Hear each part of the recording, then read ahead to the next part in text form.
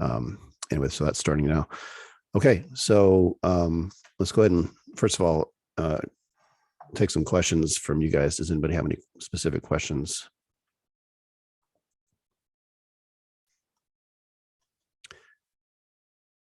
Okay. So you should be looking at Federalist 10 right now. Is that accurate? Thumbs up if you can see that. Great. Okay. So looking at the course module, we're going to do Federalist 10, Brutus 1, Federalist 51, and the questions, obviously, that go along with those. So, all right. Well, here we go. So let's start with a couple of observations. First of all, the Federalist Papers were a collection. In fact, let me pause the screen share for a second. So the Federalist Papers were a series of essays. There were dozens of essays that were written at the time of the consideration of the Constitution, advocating for adopting the Constitution. Okay, so this was the time period when the Articles of Confederation was still in effect, and they were trying to determine something better. And Federalist 10 is probably the single most important of the Federalist Papers because it contains the argument for federalism and, more importantly, republicanism, which is the idea that you have elected officials and regularly scheduled elections. So that's really, really important. I'm going to be using my materials for this. So when we do the screen share, this is from the PDF file that I sent out at the beginning of the session. There were 4 files on a little zip file. And I just find it easier to navigate. So rather than looking at this, we'll use this for the questions and we'll come back to the questions. But I really want to focus on this version. I think it's just easier to read and the paragraphs are numbered and stuff like that. Okay, so let's start with Federalist 10 and the basic assumption. And by the way, before I go any further, just another reminder that in this document right here, there is an excellent summary of this stuff in, I want to say page 30 something or other. So if you get lost, you can always come back to this and we'll actually probably look at this. The good news is each of these Federalist Papers is relatively easy to remember if you can remember a couple of things. First of all, Federalist 10 is the starting point. It's the one that, again, argues for republicanism and federalism. The rest of the required Federalist Papers that we study are Federalist 51, Federalist 70, and Federalist 78. And the cool thing about that is if you look at the Constitution, they go in order. So Federalist 51 is the argument for a bicameral legislature. Okay. Federalist 70 is the argument for the presidency. So that's Article 2. And then Federalist 78 is the argument for the independent judiciary. So just a little, I don't know what they call that in edu-speak, but a reminder to keep those straight. They go in numerical order, the ones that we're required to read, Article 1, 2, and 3, and then Federalist 10 is the overall argument for republicanism. Okay, so let's look at Federalist 10 and talk about it. We've got 6 questions. According to Madison, cite specific causes and concerns of faction. How does the existence of faction undermine lawmaking? Explain why minority factions are more dangerous than majority, are more dangerous than minority. Why are pure democracies more vulnerable to faction? And how does a republic inhibit the effects of faction? So we're going to kind of cover all that in this, whatever you call this, we're doing here, lecture, I guess. Okay, so looking at Federalist 10, let's make some general observations. Okay. Federalist 10 spends a great deal of time dealing with this idea of faction. And the modern definition of faction for our purposes is basically political disagreement. And Madison addresses, some governments around the world to this day actually try to prevent faction. They try to use things like propaganda, censorship, and things like that, so that you give everybody the same beliefs. And let's look at the argument where he mentions that. By faction, I understand a number of citizens, whether amounting to a majority or minority of the whole, who are united and actuated, willing to take action by some common impulse of passion or interest, adverse to the rights of other citizens. That's the key part. So curing the mischief of faction, well, you can remove its causes, but here's the problem with that. There are two methods of removing the causes of faction, one by destroying the liberty which is essential to its existence, the other by giving every citizen the same opinions, the same passions, the same interests, again, through propaganda, whatever. So neither one of these is appealing. And so one of the things you should make a mental note of, or an actual note of, is that we're not trying to get rid of the cause of faction because it's inherent in a free society. Okay, in a free society, you're going to have political disagreement. So the best thing to do is to control its effects, and that's what Madison decides to do. Well, this little paragraph I always like, could never be more truly said of the first remedy. It's worse than the cure. Liberty is to faction what air is to fire, an element without which it instantly expires. It could be no less folly to abolish liberty, which is essential to political life because it nourishes faction, than it would be to wish the annihilation of air, which is essential to animal life because it imparts to fire its destructive agency. Now, let me translate that. Okay. In a free society, people are going to disagree. People are going to have different abilities. People are going to have different capabilities, different incomes, different amounts of property, which is basically what Madison is arguing is, one of the causes of faction. And it's a function of freedom. So, to take away people's freedom and, resort to things like censorship, which we're actually seeing recently, by the way, on social media, you're basically trying to eliminate something that is naturally occurring in any free society, which is disagreement. Okay. Anyway, this is a paragraph that I like to share with my face-to-face students, paragraph 6. And I'm just going to jump in the middle of it here. The diversity in the faculties of men from which the rights of property originate is not less an inseparable obstacle to a uniformity of interests. The protection of these faculties is the first object of government. Okay, so Madison is asserting, and this goes to the first question, which is, what causes, well, let me go back to the first question here. Specific concerns, causes and concerns of factions. Okay. People have different abilities. Okay. I'm a school teacher. I could have done a lot of other things, I suppose. I like what I do, but I don't get paid as much as someone who's, a well-versed engineer, perhaps, or, a surgeon specialist, something like that. Okay. Because those tasks require vastly different abilities. And as a result, people have more money than other people.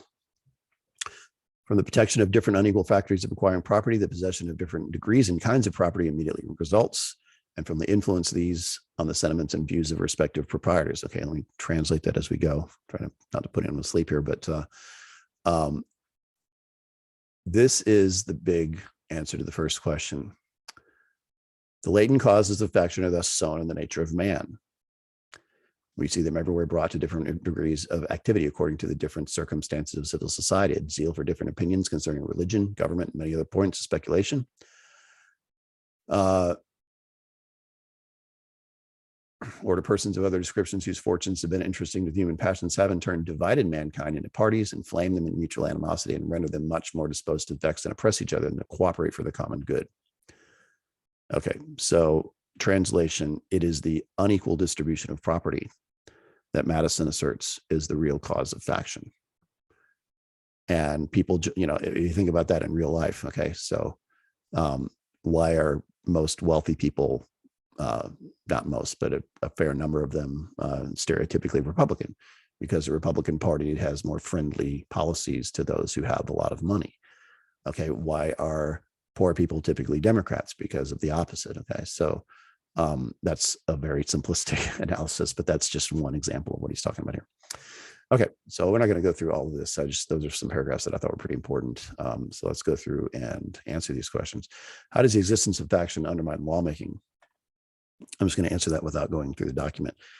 When you have people with different views, we see that in Congress right now. Despite the overturning of Roe versus Wade, something that was very important to Democrats that did not happen. They don't have the votes to get, an abortion passed as a right for women because there's disagreement in the Senate. And that's just, that's what happens. So lawmaking is dramatically impeded when you have the existence of faction. And by the way, as we're going to find out, Madison is okay with this because part of the whole dance of legislation, to quote from a title of an old book I read, is the need and necessity of compromise. And so, no one faction is going to get everything they want, because you have to ultimately deal with the fact that there are people who view things differently. I think that's one of the things getting lost in modern society, and some people just lose the idea that it's okay to, have these political disagreements. But anyway, okay, everybody still with me? Thumbs up if you're still tuned in. Okay, kind of burn through these questions a little more quickly here, because we got a lot to go through. Okay, explain how majority factions are more dangerous to democracy than minority factions, and why are pure democracies more vulnerable to factions than Republicans. Okay, so here's the thing. One of the most surprising things about this reading is the discovery that one of our prominent founding fathers was very much skeptical, in fact, had disdain for democracy, what he called pure democracy. And so paragraph 13, from this view, the subject may be concluded that a pure democracy, by which I mean a society consisting of a small number of citizens who assemble and administer the government in person, can admit no cure for the mischief of faction. This is the answer to the question, by the way. A common passion or interest will in almost every case be felt by the majority. Communication and concert result from the form of government itself, and there's nothing to check the inducements to sacrifice the weaker party or obnoxious individual. Hence, it is such that democracies have ever been spectacles of turbulence and contention, and have ever been found incompatible with personal security or the rights of property, and in general have been as short in their lives as they have been violent in their deaths. Theoretic politicians who have patronized this species of government have erroneously supposed, this is important, by the way, that by reducing mankind to a perfect equality in their political rights, they would at the same time be perfectly equalized and assimilated in their possessions, their opinions, and their passion.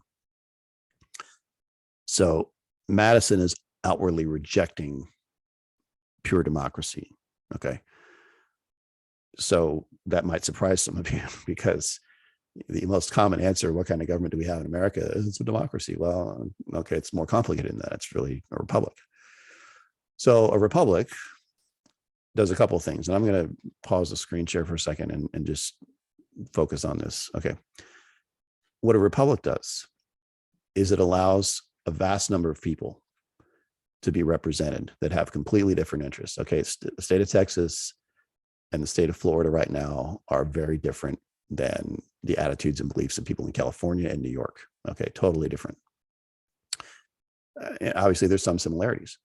Okay, and so we don't have a government where one set of ideas gets to rule. They have to compete with each other, and not just one time, by the way, on a recurring basis. So that's one of the most important elements of a republic, is recurring, regularly scheduled elections.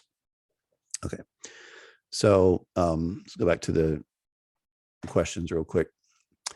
Okay, so how do pure democracies, how are they more vulnerable to factions? Because here's what happens. When you have a pure democracy, a ruling class will ultimately emerge. And that ruling class, it's my dog, can get what they want because they have the votes, they have the numbers. But what's forgotten is, what causes political turmoil.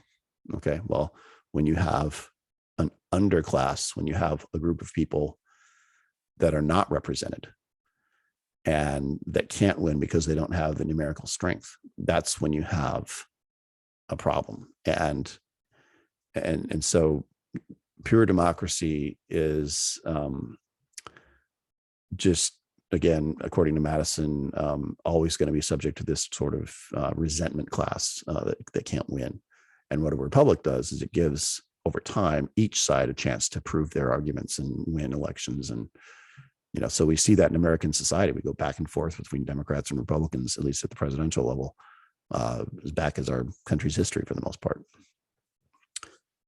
So I think I've answered question 5. How does a republic inhibit the effects of faction? It prevents a majority faction from forming because you have so many opportunities to change. Okay. Our government's efforts to regulate a group's behavior and infringement upon individual or group freedom. I don't know what they mean by that question. You know, we live in a free society, but that doesn't mean you're free to do anything. And so we do have rules that limit things like campaign finance and you know, certain types of restrictions on the way elections are conducted and stuff like that. So I'm not sure. I think that's what that question might be getting at. But anyway. Okay. So any questions about Federalist 10? Let me skip to the summation of that, because I think this will actually help you. Out of all that stuff, here is what you really need to remember. Okay. Federalist 10, faction is inevitable in a free society, but it's controllable by the creation of a large republic. Now, Brutus 1, take all the arguments that Madison made in Federalist 10 and reverse them, and that's Brutus 1. Okay. Brutus 1 is a pseudonym. Brutus is a pseudonym for, I forget what the, God, I can't remember the guy's name, but anyway, Revolutionary era writer. And this Brutus 1 essay was written as an argument against the Constitution, against Federalist 10. Okay. Okay, so let's go to the question set, and we'll go through the Brutus 1. Why does Brutus warn against giving up power to a strong central government? Can a large republic sufficiently protect the rights of people? We got Article 6, and then it's a question about the national debt. And basically, we're going to dissect whether or not Brutus's assertion has any validity. Okay, so without going into great detail, first of all, everybody still there? Okay, so Brutus 1, we'll skip to the summation and then get to the detail. National government, a large federal government, will become all powerful and corrupt, and members of Congress will act out of self-interest at the expense of the national interest. So all of these arguments here are important to note. Okay, so you guys can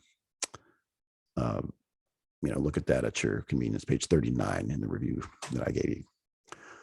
I know that's in addition to the materials that you have, but I think it's a very good summation. Okay, so let's look at the actual document in Brutus 1. And I want to just share with you a couple of things that were most noteworthy. First of all, you should all make a note of this right now. Brutus 1 is also commonly known as the Anti-Federalist Papers, okay? And so the arguments were basically against federalism. Okay, so what is federalism? A form of government where the national government has a concentration of power divided among a bunch of states. And the author of Brutus 1, Robert Yates was the guy's name, was just not convinced that that would work. Okay, so all these introductory paragraphs are kind of superfluous in my opinion, but the question here is right here. Should we have a republic or should we have a confederacy? And of course, Robert Yates argues for a confederacy in Brutus 1. Now, there's a couple of things that Brutus 1 centers on that are pretty spot on, actually, in terms of if you're concerned about an accumulation of federal power. And he points to it right here. Paragraph 8, this government is possessed absolute and uncontrollable power, legislative, executive, and judicial, with respect to every object to which it extends. For in the last clause of Section 8, Article 1, it is declared that the Congress shall have the power to make all laws which shall be necessary and proper for carrying into execution the foregoing powers. And then the 6th article, this Constitution and the laws of the United States made in pursuance thereof shall be the supreme law of the land. So if you look at the Constitution, so Article 1, Section 8 is the list of congressional powers. You have all these powers, power to tax, power to borrow money. And again, if you tune in last time, this is an answer key for what was wrong with the Articles of Confederation, okay? In order, by the way. Congress couldn't tax, they couldn't borrow, they couldn't regulate trade, okay? All of those powers are specifically given to Congress in the new Constitution. But at the end, this is what Brutus 1 was alarmed about. This blanket assertion that Congress can make all these other laws too, combined with, very alarming if you're skeptical of federal power like the anti-federalists were, the Supremacy Clause. So that is, the exact opposite of what you're wanting if you're an anti-federalist. Okay. Okay. So going back to the question set, can a large republic based on, and I'm going to paraphrase because I don't want to spend, I'm going to get through this rather quickly and hopefully help you guys process this without having to, it's a tough read. I'm not going to lie, but why does he warn against giving up power to a central government? Because if you give power to a central government, and I guess one analogy would be the growth of the federal bureaucracy. Okay. I can't recall a single instance where a bureaucratic agency has shrunk once they're established. Okay. There's a tendency to grow. And when you have a concentration of power at the national level, it tends to grow and grow and grow. And that's what he was concerned about. Okay. When you give up power to a strong central government, it's at the expense of state power. And the Article 6 supremacy clause is case in point. Okay. Anytime the federal government makes a policy, it is to the detriment of the state's ability to do so. So one of the first cases that we're going to study, McCulloch versus Maryland, question was, can Congress create a bank? Well, yes, it's necessary and proper for Congress to create a bank to carry out its power to regulate money, coin money, and regulate its value. Okay. Anyway, so you can read through it yourself and come up with a more, succinct or more detailed answer. But basically, Madison believed that if you give up power to central government, it's to the detriment of the states. Can a large republic based on the principle of consent of the government to sufficiently protect the rights and liberties of individual states, or is a confederation the only way? Well, should be obvious, but the author of Brutus I is arguing for a confederacy. So if we look at later on in this essay, paragraph 13, let us now proceed to inquire whether it is best for the 13 United States should be reduced to one great republic. And I'm just going to paraphrase some things that are important to look at. History furnishes no example of a republic anything like the extent of the United States. The Grecian republics were of small extent. And of course, as they grew, that's when the Roman Empire fell apart. So in a free republic, although all laws are derived from the consent of the people, yet the people do not declare their consent by themselves in person, but by representatives who are supposed to know the minds of their constituents. And I'm paraphrasing here, but in a large republic, it's difficult to do that because there's just so many different interests. Okay, think of the interests of Maine, where they're concerned about lobsters and whatever they do in Maine. So that's when I think about Maine. I think about lobster. I don't know why. Versus, Texas, where we got oil and gas and,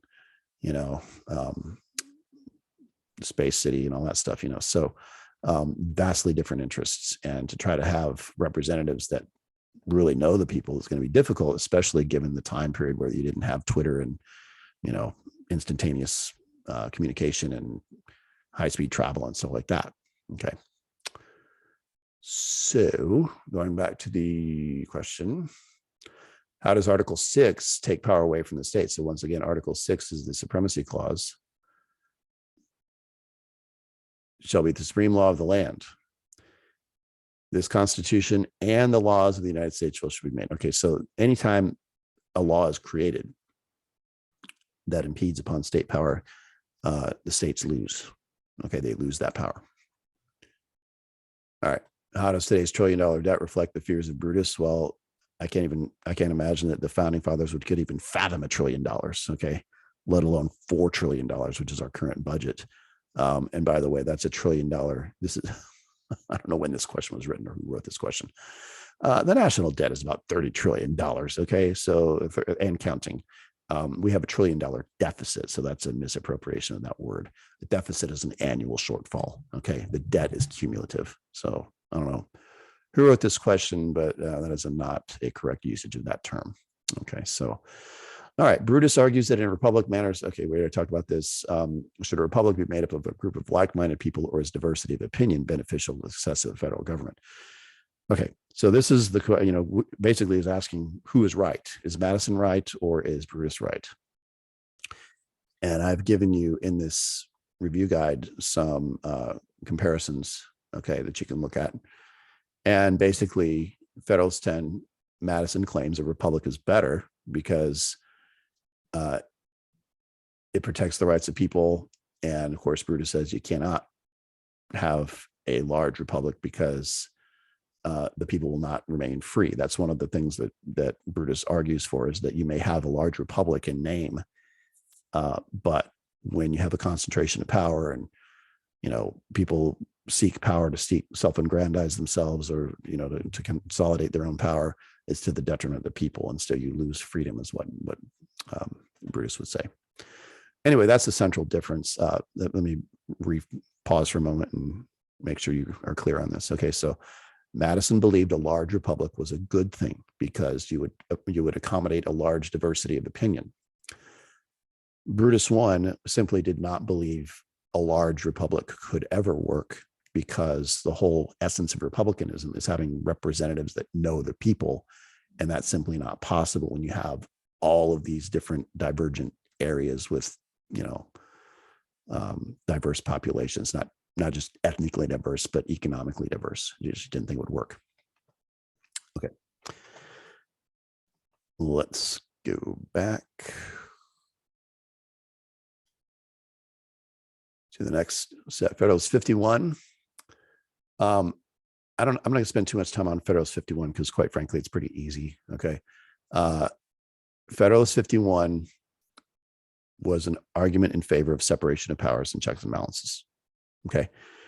And they go through the different examples of that. I suppose we can take a quick look at it. Okay. I will say one thing from Federalist 51. This paragraph right here. In Republican government, the legislative authority necessarily predominates. The remedy for this inconvenience is to divide the legislature into two houses. So that's the argument in favor of bicameralism, which is in Article 1. Okay.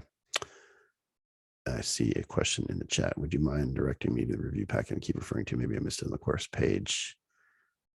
It was an email that went out to everybody in a zip file. It was the second day of the course. Pranav, does that make sense? Thumbs up if you understood that. Okay. Yeah, thank you so much. I might have missed it for whatever reason. Yeah, just go back and check your emails from me, and if you want, I can resend it. But it should be there. It's about 12 megabytes of stuff. So, okay. All right. And then speaking of Federalist 51, as the weight of the legislative authority requires it should thus be divided, the weakness of the executive. So he presumes that the executive is going to be weak. So that needs to be fortified with a veto. And then in the Compound Republic of America, that's a reference to federalism, the power surrendered by the people first divided between two distinct governments, and then the portion allotted to each subdivided among distinct and separate departments. Hence, a double security arises to the rights of the people. The different governments will control each other. At the same time, each will be controlled by itself. It is of great importance in a republic not only to guard society against the oppression of its rulers, but to guard one part of the society against the injustice of the other part. Okay. Well, at the risk of upsetting anyone, we have a great example of checks and balances that just occurred. Okay. And I don't want to get into the merits of it or anything like that, but for really the past 50 years, 40 years, 47 years, the most contentious, arguably the most contentious matter of rights in our country has been regarding abortion. And when the Supreme Court, the dogs, when the Supreme Court essentially legalized abortion by characterizing it as a privacy matter. I'm going to pause for a second. Hang on.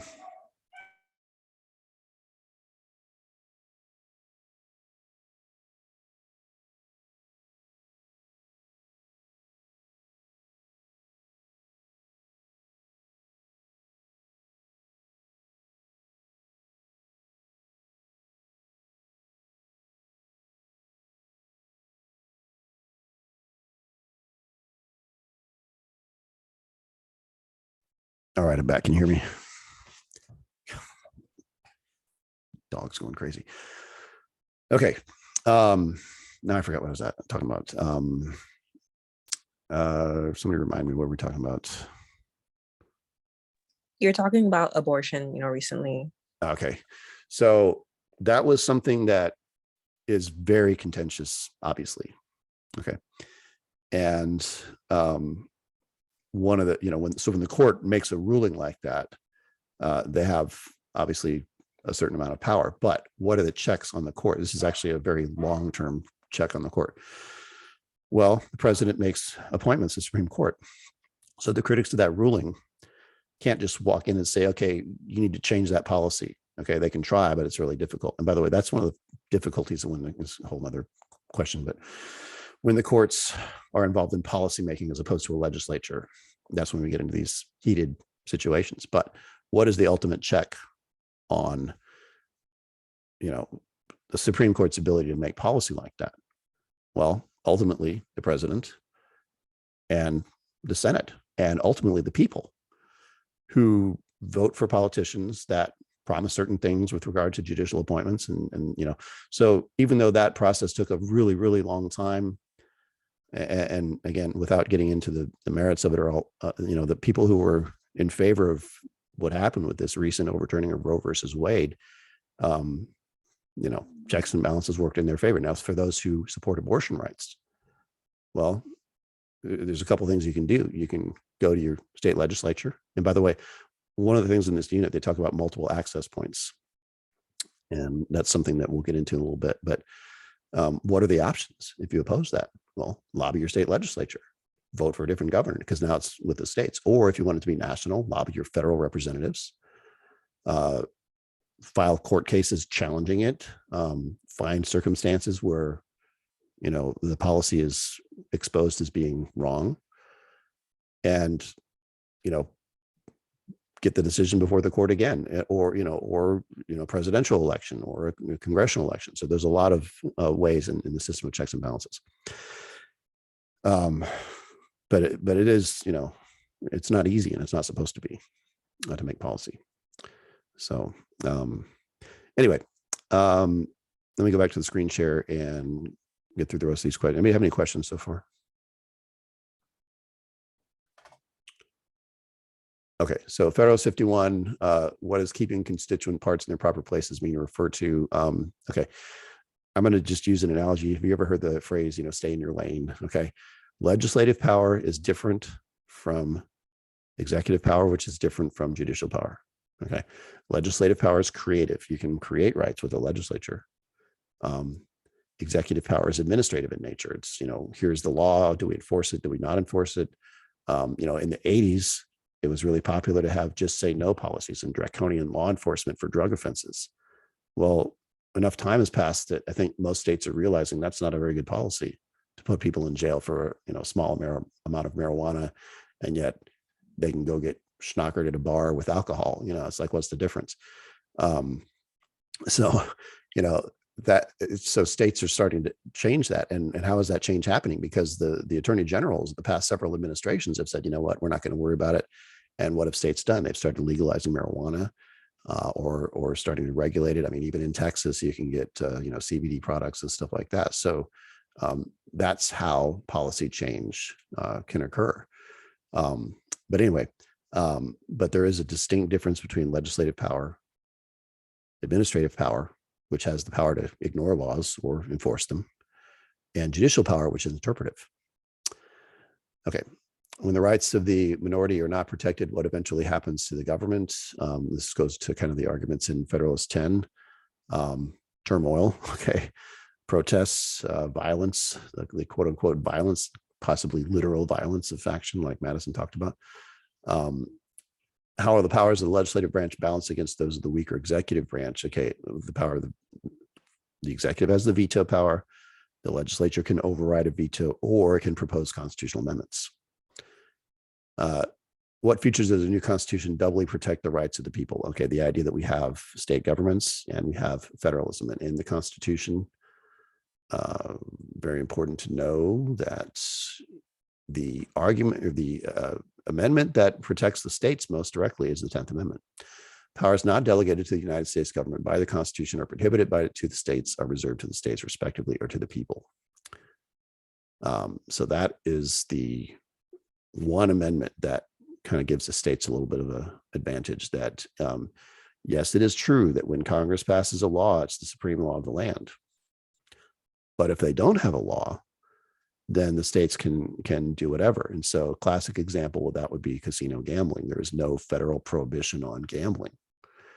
And so states that want to legalize it can, and, I don't know what it says about our society, but more and more states are legalizing casino gambling because, it's an easy moneymaker. Okay. Let's skip to the overall questions. And we can go through these fairly quickly. I like to keep these sessions under an hour, so got other things to do on a weekend. But explain Article 5 of the Constitution reflects federalism. Okay, this is a surprisingly important question, and I believe I don't try to, give away test answers on these sessions. I just try to kind of give you what you need to know. But I do know that on the AP exam, the actual AP exam, you really need to know Article 5. So Article 5 of the Constitution is all about the amendment process. Okay, so Congress, whenever 2/3 of both houses deem it necessary, shall propose amendments to this Constitution. Or, very important, on the application of the legislatures of 2/3 of the several states shall call for a convention proposing amendments, which in either case requires 3/4 of the states to ratify it. Okay. So going back to the question, Article 5 of the Constitution reflects federalism because you cannot change the Constitution without input from the states. The national government can propose amendments through Congress, but the states are required to ratify. So that's, again, federal and state cooperation required. Now, it's important to note that this other method of amending the Constitution, which has never been used, a convention of states, allows the states by themselves to amend the Constitution. And, there's certain things that everybody not everybody, some people talk about, why don't we have term limits? Why don't we have, a cap on the national debt, or, a balanced budget amendment or something like that? Well, because it's Congress is not going to limit its own power in that way. But if the states wanted to, they could. And this was a gift to the anti-federalists. One of the compromises that the anti-federalists demanded, by the way, also demanded a Bill of Rights, okay, to get passage of the Constitution. Describe how separation of powers and checks and balances allow for multiple access points to various groups to influence policy. Okay, this speaks to what I was talking about earlier. Okay, and I really kind of hate to use this issue because I know it's so controversial, but I want to just illustrate what happened in the abortion fight. Okay.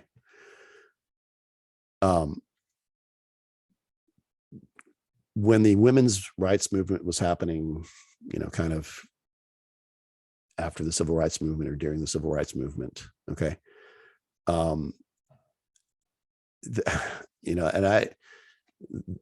they attempted an equal rights amendment. They couldn't get it passed. That was an access point. You lobby your Congress people. You could lobby your state legislatures, but at the time, if you were an advocate for abortion rights, most states had laws prohibiting abortion. So what's another access point? The judicial system. That was the access point that changed the law in all 50 states regarding abortion policy in 1973. The courts are an access point. Okay. Now, we also have 50 states, 50 different possibilities of policies. Every state and their local government is an access point. Your local city councilman, your state representatives, your state senators, your governor, the state legal system, and all those things I just said for the federal system as well. So multiple access points in a federal government provides lots of opportunities, and some policies are made almost entirely through the courts, and some policies are made through the legislature taking action. Just one quick example. Okay, look at the Constitution. A little bit of a history lesson. Okay, the 15th Amendment of the Constitution says the right of the citizens to vote shall not be denied or abridged by the United States or any state on account of race, color, or previous condition of servitude. This would be a fun one to put in the chat. So as of 1870, African Americans could vote. Yes or no?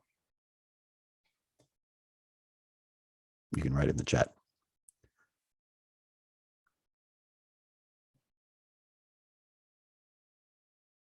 What do you think? Or you can verbalize it.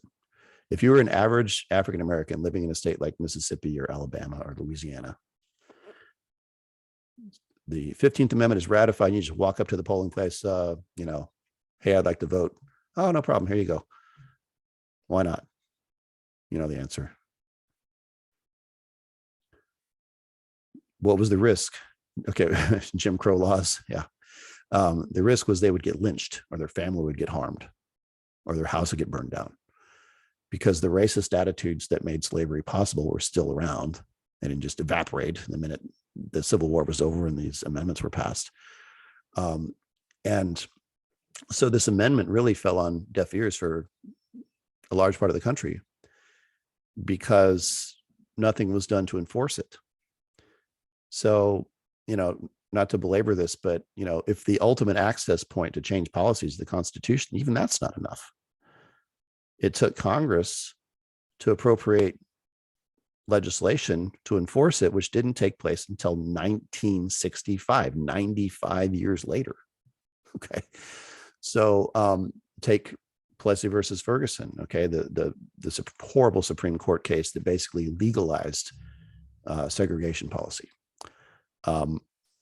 You had Brown versus Board of Education, which reversed it. Okay. That's an access point. But did it do anything? Not immediately. It required legislative action. Okay.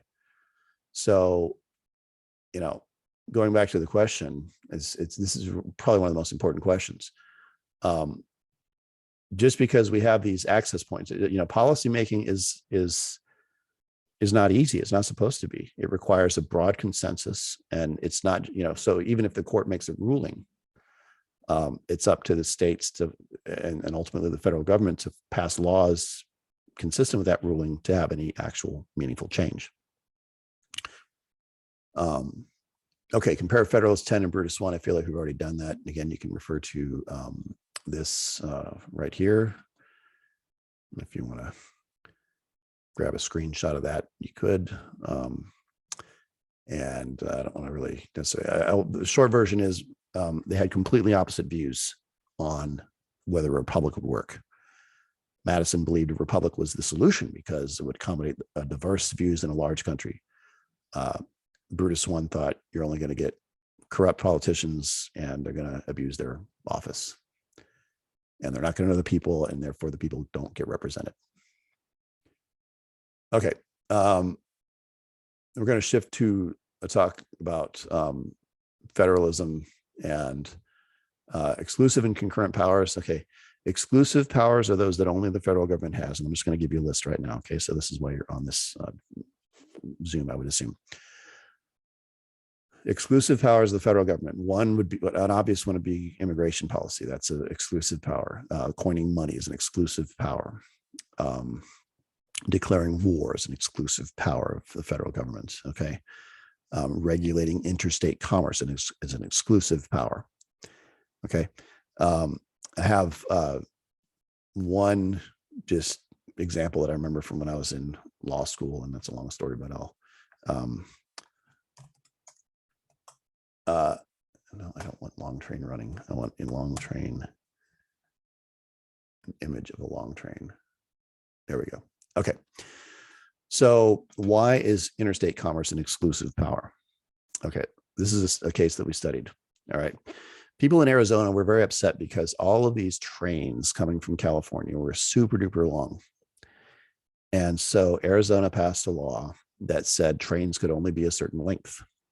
So a train coming from, you know, a neighboring state would have to stop, decouple, separate itself into several different smaller trains before it could comply with the law. Well, obviously that law is unconstitutional because regulating interstate commerce is a federal matter, because interstate commerce affects all the states. And if one state were able to make policies that impacted trade negatively affecting other states, it would give that state an advantage. And so we don't allow that. Okay, so that's just one real life example of, okay. Concurrent powers are those that the states and the national government share. So taxation is your number one example of a concurrent power. Okay, there's state and local sales tax. There's federal income tax. Some states have state income tax. Luckily in Texas, we don't. It's concurrent power.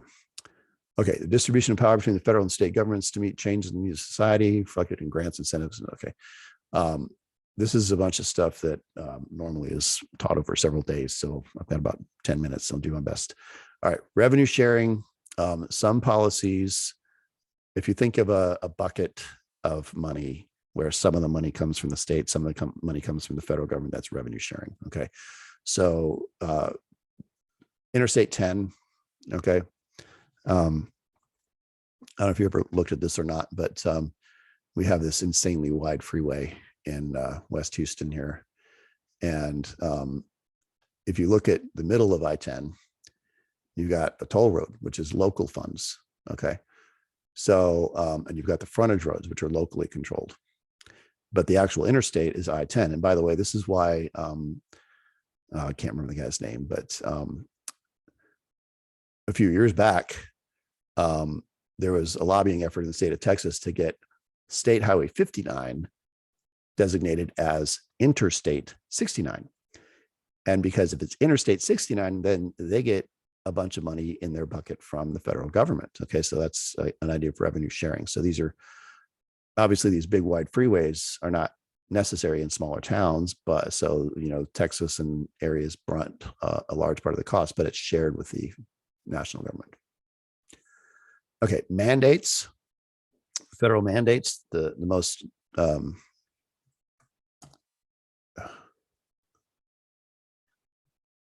on, I'm gonna be careful what I Google here. Let's see. Okay, the Americans with Disabilities Act is probably the greatest example of a federal mandate. Okay, before it was signed, hold on. Before it was signed, this is one of the most visible aspects of it, and I spent a lot of time on this in my face-to-face classes. But imagine a world where you didn't have ramps on sidewalks, and you're a handicapped person, and you come across a curb, and if you've ever been in a wheelchair, it is darn near impossible to navigate a curb unless you have a ramp. Okay, now I'm just going to use an example of where I grew up. Okay, I grew up in Ames, Iowa. Okay, so let's travel around and take a look in my little hometown here of Ames, Iowa, just because I know the streets. Okay, and if we look at this little neighborhood, where's the neighborhood right here? And I'm lost. That's not Ames. Where did it go? Oh, wrong part of the state. Ah, Lord. Okay, here we go. And this is kind of where I grew up, and I just want to show you. I promise there's a lesson here. Okay, look at this corner. Thumbs up if you can see that. Put everybody to sleep. Okay, they're still okay. You can see that this corner has been jackhammered away and repaved. The curb used to go all across there, and they had to re-pour this concrete. You can see the older concrete here and the newer concrete there. And this was a requirement put upon the states, a mandate that every state had to make their street corners handicapped accessible. Now, just to give you some sense of the scope of this, look how many street corners there are. That's just one little tiny town. Okay. And every one of these towns in the entire country had to do the same thing. Okay.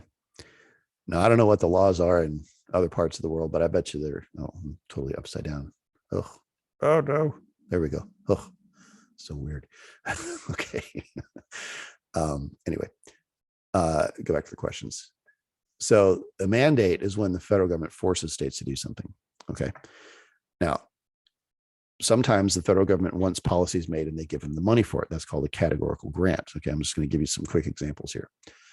School lunch programs. That's a categorical grant. States get the money, schools get the money, but what do they have to do? They have to serve you, cardboard French fries, and they have to serve you, fat-free milk or whatever, and low calorie, low sugar items. Okay. They can't just serve you, amount of French fries like they used to, 20 years ago. That's because school lunch programs are paid for with a categorical grant. The federal government controls how the money is spent based on conditions that have to be met. Okay. Whereas a block grant, most common example of block grant is transportation budgets. Okay. So if you've never been up north, snow plow. Okay. They have this stuff that falls from the sky in the wintertime. It's called snow. Okay. Here's a fun question. Everybody with me? What do you think the snow removal budget is for Houston, Texas? I'm going to say 0. Okay. Because snow is so rare that when it does happen, of course, it shuts down the whole city, and the snow is usually there for a matter of hours, of course, except for a couple of years ago. It's not reasonable to allocate funds for something that is not a problem. But in northern states, that's a very major part of their transportation budgets. So imagine if the federal government designated, let's just, for the sake of discussion, $100 million to the city of Houston for snow removal. That money would totally be wasted because there's no need for that. Okay. So transportation budgets are almost always paid for with block grants because the states have discretion. That's the magic word with block grants. Categorical grants are about control from the federal government. Block grants are let the states decide. One of the most important common examples of a block grant, by the way, is welfare reform in the 90s. So before you guys are born, states used to have what were called food stamps. And food stamps were actual, almost like cash currency. And the problem with food stamps is if you pay, you buy like $8 worth of food with a $10 food stamp, they give you $2 back in cash. So it's really easy to manipulate the system. And there was a lot of fraud and abuse and waste and stuff like that. So about the mid 90s, states started issuing what are called EBT cards and an electronic benefits transfer card, or in Texas, we have the Lone Star card. So if you're low income, you can pay for your food and stuff if you're needy, but only qualifying products can be charged. And so that was a much, much more efficient way of administering healthcare. Administering welfare. So because of a block grant. Okay. 2 cases are pretty straightforward: McCulloch versus Maryland, U.S. versus Lopez. And again, I would strongly encourage you to make use of this resource. And just so that it's also indexed. So you can, if you want to see McCulloch versus Madison, you just link to it. Okay. And these are, I don't want to spend too much time. So McCulloch versus Maryland, the question was, does Congress have implied powers? Answer, yes, says the court. And by the way, these issues are, again, I would encourage you to explore this because it really does a good job of explaining what the arguments are and what the decision was.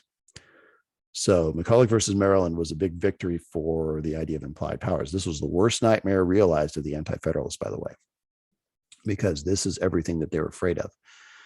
Not only did it grant Congress the power to create a bank, it also prohibited states from interfering with that bank because of the supremacy clause. So that's pretty important. Okay, McCulloch versus, U.S. v. Lopez, which is the next case.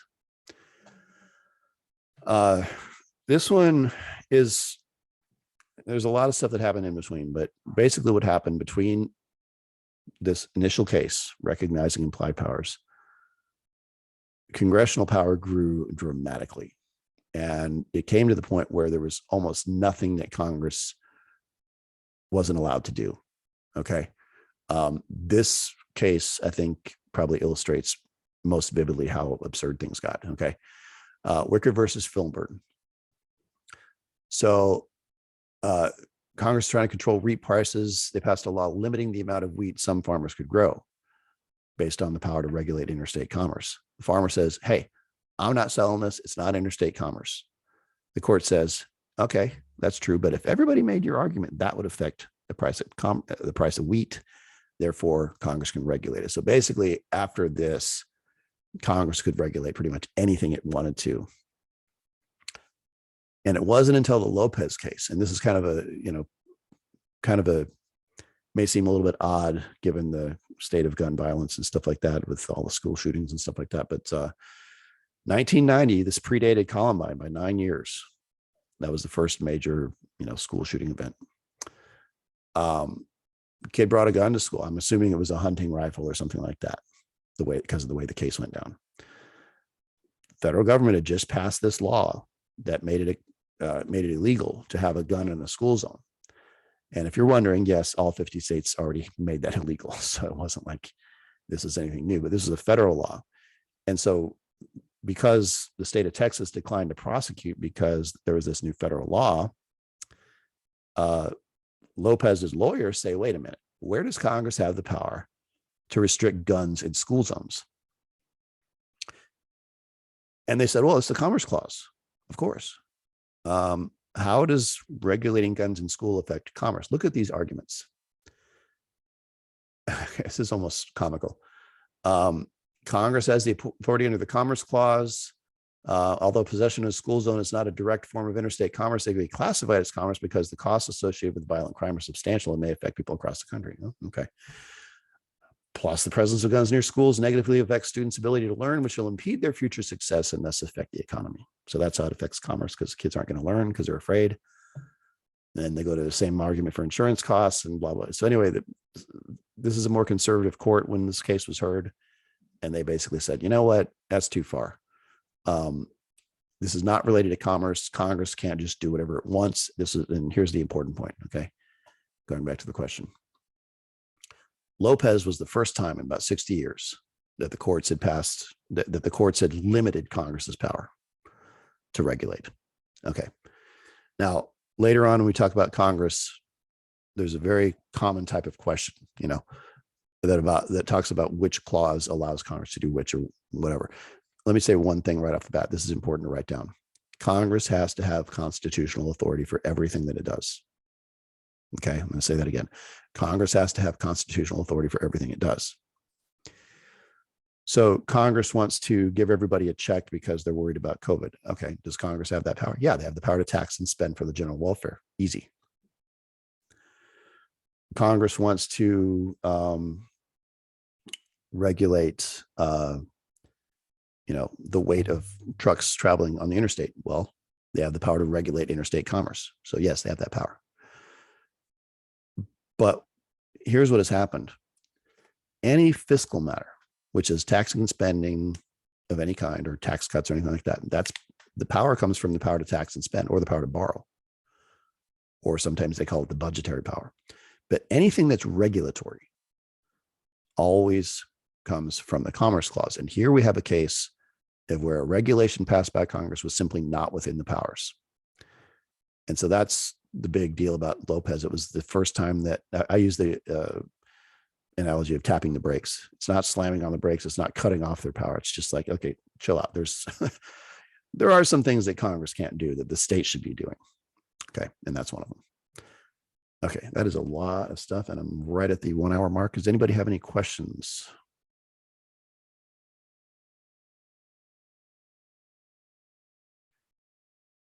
We still there? We're still there. Do me a favor and just, I'm going to stop the recording. Hang on a second.